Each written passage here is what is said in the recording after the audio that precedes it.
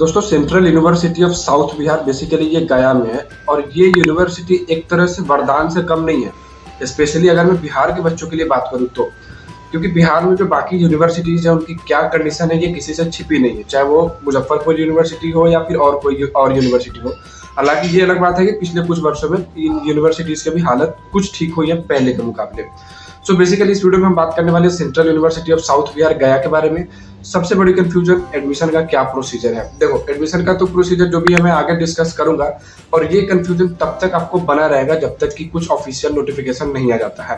नमस्कार दोस्तों, मेरा नाम है सत्यम और आप देख रहे हो मेरा यूट्यूब चैनल सत्यम एजुकेशनल। मैं फूड टेक्नोलॉजिस्ट हूँ और इस चैनल पे मैं एजुकेशन से रिलेटेड यानी कॉलेज कोर्स एडमिशन से रिलेटेड लेटेस्ट जो अपडेट्स होते हैं एंट्रेंस एग्जाम वगैरह के बारे में हमेशा बताता रहता हूँ। तो अगर आप इस चैनल पे पहली बार हो तो चैनल को सब्सक्राइब जरूर कर लेना। चलिए वीडियो को शुरू करते हैं। दोस्तों central university of south Bihar यानी कि गया में जो ये सेंट्रल यूनिवर्सिटी है, ये बेसिकली सबसे अच्छी बात इस यूनिवर्सिटी की ये है कि ये नैक से ए ग्रेड इस यूनिवर्सिटी को मिला है, तो ये अपने आप में एक बहुत अच्छी बात है। दूसरी बात ये है कि इस यूनिवर्सिटी में बहुत सारे अलग अलग कोर्सेज चलाए जाते हैं, चाहे वो अंडर ग्रेजुएट के कुछ इंटीग्रेटेड कोर्सेज हो, पोस्ट ग्रेजुएट के कुछ कोर्सेज हो। जैसे अगर मैं पोस्ट ग्रेजुएशन की बात करूँ तो मास मीडिया कम्युनिकेशन ऑब्वियसली है इसमें। इसके अलावा अगर मैं बात करूँ तो बायो इन्फॉर्मेटिक्स है, MSc in bio informatics, MSc in biotechnology, Hindi honours, English honours, ये सारे कोर्सेज ऑब्वियसली अवेलेबल है। इसके साथ आपके पास बीए बीएड कोर्स है, इंटीग्रेटेड बीए बीएड कहा जाता है इसको। बेसिकली इसमें बीए और बीएड आपका दोनों एक साथ हो जाएगा। इंटीग्रेटेड का मतलब ये होता है कि दो कोर्स एक साथ करना। इंटीग्रेटेड बीएससी बीएड भी अवेलेबल है, मतलब बीएससी एक साथ और बीएड भी आप एक साथ कर सकते हो। तो इसमें क्या होता है कि जैसे अपन बीएड करते हैं तो वो अलग से 2 साल का करते हैं, फिर अपन जैसे बीएससी करते हैं तो वो फिर अलग से 3 साल का करते हैं। लेकिन अब जब इस यूनिवर्सिटी से आप इंटीग्रेटेड बीएससी बीएड करोगे तो वो 3 साल का आपका ग्रेजुएशन हो जाएगा और 1 साल का बीएड, मतलब 4 साल में आपका बीएससी बीएड दोनों खत्म हो जाएगा। तो इसको इंटीग्रेटेड कहा जाता है, ठीक है। इसके अलावा बाकी जो भी आप कोर्स करना चाहते हो इस यूनिवर्सिटी से, तो आप जाके इस यूनिवर्सिटी के वेबसाइट पे अपने स्पेसिफिक कोर्स खोज लो, देख लो कि आप कौन सा कोर्स करना चाहते हो। प्लेसमेंट की अगर मैं बात करूं तो ये बाकी बिहार के जो सेंट्रल यूनिवर्सिटीज है, महात्मा गांधी सेंट्रल यूनिवर्सिटी, इन सब यूनिवर्सिटीज के मुकाबले इस यूनिवर्सिटी का प्लेसमेंट ठीक ठाक है। कुछ प्लेसमेंट जैसे बायो इन्फॉर्मेटिक्स और बायोटेक्नोलॉजी वगैरह में प्लेसमेंट ज्यादा अच्छे हैं, ठीक है। तो ये प्लेसमेंट की बात होगी। अब सबसे जरूरी बात यह आती है कि एडमिशन कैसे होगा।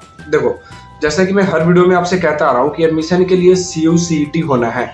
सेंट्रल गवर्नमेंट ने यही कहा है कि सेंट्रल गवर्नमेंट की तरफ से टोटल सेंट्रल यूनिवर्सिटीज में सिर्फ एक एग्जाम कराया जाएगा एडमिशन के लिए, central universities common entrance test. लेकिन अभी तक इस बारे में किसी तरह का कोई नोटिफिकेशन नहीं आ रहा है, कोई अपडेट नहीं आ रहा है एनटीए की तरफ से, जबकि जेईई मेंस और नीट जैसे एग्जाम्स की तो डेट भी आ चुके हैं। तो अभी हमारे पास बस एक ही ऑप्शन है, इसके लिए वेट करना पड़ेगा। लेकिन एक्चुअली इस वीडियो में मैं आपको बताना क्या चाहता हूँ, एडमिशन की रिगार्डिंग में क्या कहना चाहता हूँ, जिसके लिए मैं ये वीडियो बना रहा हूँ, उसके बारे में पहले हम थोड़ा समझ लेते हैं। थोड़ा ध्यान से सुन लो मेरी बात जो मैं कहने जा रहा हूँ। देखो CUCET central universities common entrance test, ये एक ऐसा एग्जाम है जो इस साल यानी 2021 में पहली बार कंडक्ट नहीं होने जा रहा है। ये बात अपने दिमाग में हमेशा बिठा के रखना। ये एग्जाम पिछले कई वर्षों से कंडक्ट होता आ रहा है, जिसमें टोटल 14 यानी 14 सेंट्रल यूनिवर्सिटीज पार्टिसिपेट किया करती थी। जैसे central university of south Bihar, central university of Punjab, central university of Karnataka, central university of Jharkhand. इसके अलावा और भी कई सारे सेंट्रल यूनिवर्सिटीज पार्टिसिपेट करते थे पहले, जो सिर्फ 14 सेंट्रल यूनिवर्सिटीज पार्टिसिपेट किया करती थी। महात्मा गांधी सेंट्रल यूनिवर्सिटी मोतीहारी जो है ये कभी पार्टिसिपेट करती है तो कभी अपनी तरफ से एग्जाम कंडक्ट कराती, तो उसके बारे में कुछ कहा नहीं जा सकता है। सो मेनली मैं ये कहना चाहता हूँ कि अब तक जितनी बार भी CUCET का एग्जाम कंडक्ट हुआ है उतनी बार central university of south Bihar में एडमिशन उसी एग्जाम के बेसिस पे हुआ है। मतलब वो 14 सेंट्रल यूनिवर्सिटीज में central university of south Bihar हमेशा होती है।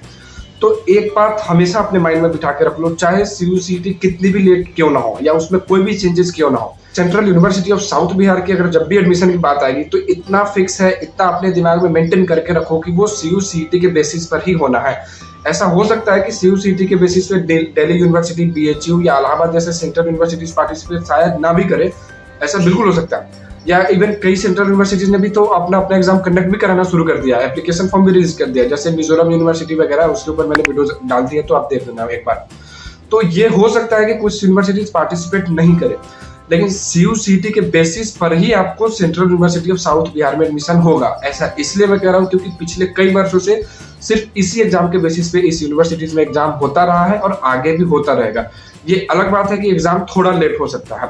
तो ओवरऑल बात यह है कि आप अपनी प्रिपरेशन कैसे कर सकते हो। मेनली जब पहले जो CUCET एग्जाम कंडक्ट होता था यानी 2020 तक, पिछले साल तक, उसमें 100 क्वेश्चन पूछे जाते थे टोटल 100 नंबर के, जिसमें से 25 क्वेश्चंस होते थे general, GK, GS, reasoning, math वगैरह। ठीक है, तो इसके लिए एप्टीट्यूड की तैयारी अपने 25 नंबर के क्वेश्चंस के लिए करते रहो, और साथ ही साथ जो बाकी के 75 क्वेश्चन होते थे वो आपके डोमेन सब्जेक्ट से होते थे। मतलब अगर आपने 10+2 में साइंस पढ़ा है तो साइंस से 75 क्वेश्चन होंगे, चाहे वो मैथ हो या बायोलॉजी हो। आर्ट से पढ़ा है तो आर्ट से 75 क्वेश्चन होंगे। तो ऐसे इस तरह का पैटर्न कुछ हुआ करता था पहले, कि 25 नंबर का जनरल एप्टीट्यूड, रीजनिंग वगैरह, मैथ वगैरह, और बाकी 75 आपके डोमेन सब्जेक्ट से। तो अब ये बात अपने दिमाग में बिठा के रख लो कि central university of south Bihar में अगर आप एडमिशन लेने का सोच रहे हो तो इतना फिक्स है कि CU/CET के बेसिस पर ही होगा, अब चाहे जब भी हो। और ये भी फिक्स है कि CU/CET एग्जाम तो कंडक्ट होगा ही होगा। ये अलग बात है कि बाकी यूनिवर्सिटीज पार्टिसिपेट नहीं करें। ये जो सेंट्रल यूनिवर्सिटीज है, चाहे वो अच्छा, ये जो CU/CET है पिछले साल तक जो होता था, तो ये mainly central university of Rajasthan की तरफ से कंडक्ट कराया जाता था। ठीक है, तो ये कुछ बात है CU/CET के बारे में। हमेशा दिमाग में रख लो, central university of south Bihar से पढ़ना है तो CU/CET का एग्जाम ही देना पड़ेगा, और उसकी प्रिपरेशन करते रहो। और बहुत ज्यादा पैनिक होने की जरूरत नहीं है कि एप्लीकेशन फॉर्म कब रिलीज होगा, कब रिलीज होगा। अब जब भी रिलीज होगा सबके लिए रिलीज होगा, आपके लिए भी रिलीज होगा, और प्रॉपर आपको टाइम भी दिया जाएगा फॉर्म फिलअप करने के लिए।